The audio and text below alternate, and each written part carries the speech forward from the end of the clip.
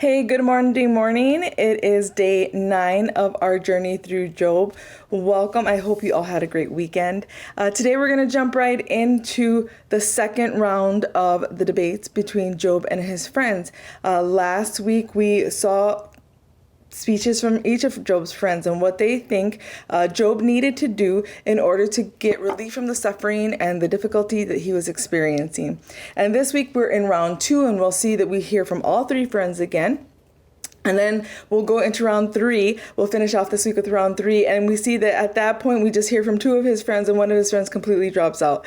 And the reason being is this, which we've already touched on, is that really Job's friends had gone through the arguments they have. They had gone through the wellspring of knowledge that they had. They had presented it as wisdom to Job to relieve some of his suffering. And really now the debates start to intensify because they don't have anything new to say. And so while we could focus on the debates themselves in the next few chapters, we would find that really there's just repetition between each of the chapters in each of the characters here. And really the arguments just intensify. They get mean. They get really personal toward Job, and they really get nowhere. So today we start out in chapter 16 and 17, and what we'll do now is just focus on the lessons that there are in these chapters, as well as what Job's reply is and what it is that he's seeking. So in chapter 16, we find that Job is facing his friends, and he's like, man, like you guys aren't helping is basically what he's saying. And he prays for some relief. And we talked about on Friday how really Job wasn't looking for help. He was now looking for healing, which is where we see him turning away from his friends' debates. And he realized that, you know what, we're on the same page here, that we believe the same things, and that's the problem. That's what I'm struggling with right now. And if you don't know any more than I do, then I need to go to the Creator. I need to go to the one himself who made heaven and earth to ask him these hard questions and to have him answer my questions for me. And so he prays for relief. But first he addresses his friends. In verse 4 and 5, he says, if you were in my place, I could also talk like you. I could string words together against you and shake my head at you. Instead, I would encourage you with my mouth, and the consolation from my lips would bring relief. And so he's praying for relief, we'll see in the next few verses here. And really, his friends had come, and let's revisit this. His friends had come in chapter 2, at the end of chapter 2, and they sat with him in silence. And that's what we call Shiva. It's a time referred to when we are healing from wounds or we're experiencing hardship, and its primary purpose is to provide a time for spiritual and emotional healing. So our healing isn't just the physical, and Job had all of these areas, right, that he needed healing in. It's also our spiritual and emotional selves, and we'll see a little bit more of this in a minute. But it's basically where mourners join together. And the lesson here is this: don't try to ease someone's pain by explaining it, because we're always going to walk ourselves into a circle. We're always going to walk ourselves into a hard place when there are hard things that we're trying to explain that we don't really have the answers to. Really, we don't have the answers to some of the things that only God knows. He knows the beginning. He knows our present. He knows the end. He knows what's to come. He knows what he may have been saving us from, right, that we're not aware of. So remember in the first chapter where God intervenes on Job's behalf and says, no, you're not going to touch his body. You're not going to take his life. We don't know those things all the time. And so for us to chase after the reasoning and the arguments, we'll just walk ourselves into a hard place. And there's an acronym for this, and I love this.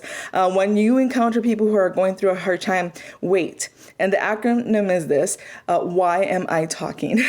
If you're talking in a time where someone is going through hardship and grief, maybe it's time to be quiet and be present and be a witness. And that's really what Job was asking for here. Silence is, I read this, silence is a liberation to those who feel like they have little voice in the trauma they are experiencing.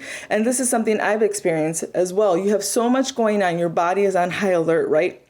Your senses are on high alert. Your body, your brain, your nerve endings are trying to find the source of the pain, of the suffering, of the problem. And when we receive more information at that time, when someone starts talking to us and try to engage our brain is like, hold up a second. I'm trying to figure this stuff out over here, and now you're giving me this distraction. Now I feel overwhelmed. And so for us to come and talk, that doesn't necessarily help someone. For us to try to come and explain what's going on, doesn't give that person brain an opportunity to work out and resolve things on its own when it needs to. Now, if that person speaks and asks questions, is looking for answers, now they're ready to receive more information. However, we don't want to overload somebody when they're going through a very, very difficult time. Remember, all of their senses are overloaded already, and they're looking for some help. Or they're looking for some relief.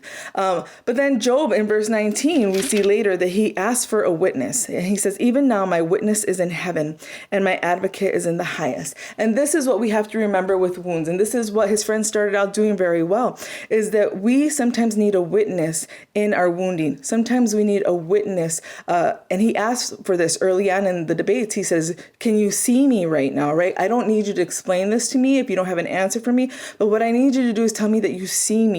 You're a witness to that. You acknowledge what I'm going through so that I can acknowledge that, right? Because our brain is looking for answers. And when we have someone who comes and says, I see you in your hurt and pain, now it has the ability to go, okay, this, like, it's setting the perspective, and now it can move forward.